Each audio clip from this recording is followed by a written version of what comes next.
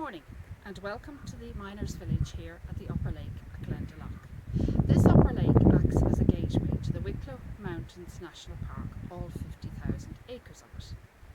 This is an area designated as a preservation area and conservation area for natural species and habitats. It's also to promote educational and leisure activities. Below the Gateway Lake is the 6th century medieval monastic settlement clustered around the iconic Round Tower. In fact, this entire landscape is one of ecclesiastical importance and significance. Right from the east point of this glacial valley from St. Saviour's Church up to the very shores of the Upper Lake, Temple Skellig. Although the landscape is not all early Christian, to the east of the Upper Lake behind us is a stone-walled 20-metre in diameter enclosure known locally as the Cahar, a stone fort. Perhaps a tantalising glimpse of earlier prehistoric settlements on the Glendalough landscape. For here in County Wicklow exists a long and rich heritage of mining, probably dating back to the Bronze Age. We can ask ourselves this question: was the Cahar part of that mining heritage? Early mining was principally for copper, lead, but also for small amounts of iron, sulphur, zinc and silver. The main areas of mining activity here in County Wicklow were at Avoca, Glendalough, here at Glendalough and at Glendalough.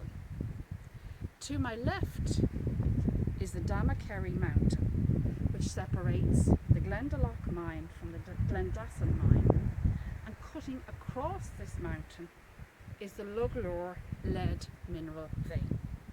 This vein was first mined through the Glendalough mine and then followed through to this site by means of tunnelling, allowing for the natural drainage of the mine shafts and easier transportation of the ore for processing here at the dressing floors of Glendalough.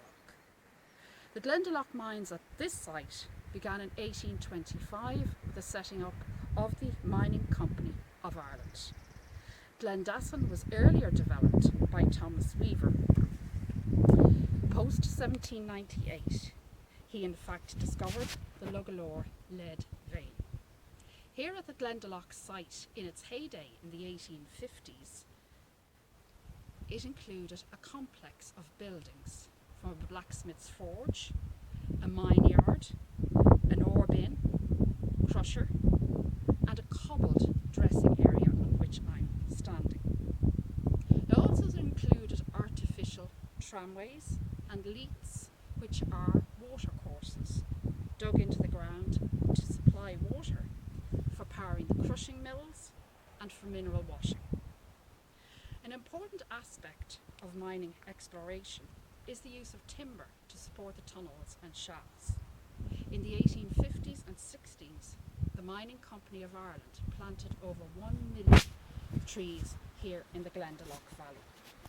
By the 1850s, 200 men were employed here at Glendalough and at Glendalough across the mountain, with 120 tonne of lead ore produced each month from these mines.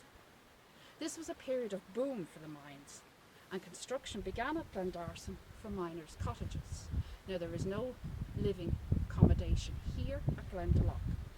The traditional cottages at Glendalough were built of stone and usually in a terrace. The national school system was established in Ireland in 1831, and in 1864 the Mining Company of Ireland built a school further down the valley for the children of their workforce. In the 1870s at Glendalough, a modern forge was constructed there and also here. This shows evidence of further advances in the machinery and began the cutting of labour costs. I am standing here on what is known as a dressing floor. Dressing was the first part in the processing of ore above ground. It was the sorting of the raw materials extracted from the mine. The materials were brought to the surface and stored in specifically constructed storage houses. It was then brought to the dressing floor. Sorting was done by hand, and it was the work of young boys, girls, women and older men. Lumps of ore were lifted from the dead rock, and the dead rock was then discarded into many of the spoil heaps that we see here in the landscape about us. The remainder of the material containing ore needed cleaning up before the second process of smelting. This was carried out by knocking lumps off it with what is known as a spalling or rock hammer. Once a pile of pure ore was produced, the lumps needed to be further reduced to a uniform size of a pea. This was done by hand using a heavy flat hammer known as a bucker. Later this was mechanised by the use of crushing wheels, and there is a perfect example of the crushing wheel just behind me at the bottom of the valley. It's very much like a giant mangle, and it was powered by water. In fact, everything at this site is powered by water, because the last part of the process on the dressing floor was that the small lumps were sieved in water. This allowed the heavy particles to settle to the bottom and the lighter waste to remain at the top, and that was discarded. Later this was done by tubs. A large tub effectively moved the sieve up and down by means of a lever. The running buddies operated alongside the sieves. They were mostly constructed of wood, hence none survive of the landscape. And then the ore was finally transported to the nearest smelting mill. Pack animals such as mules were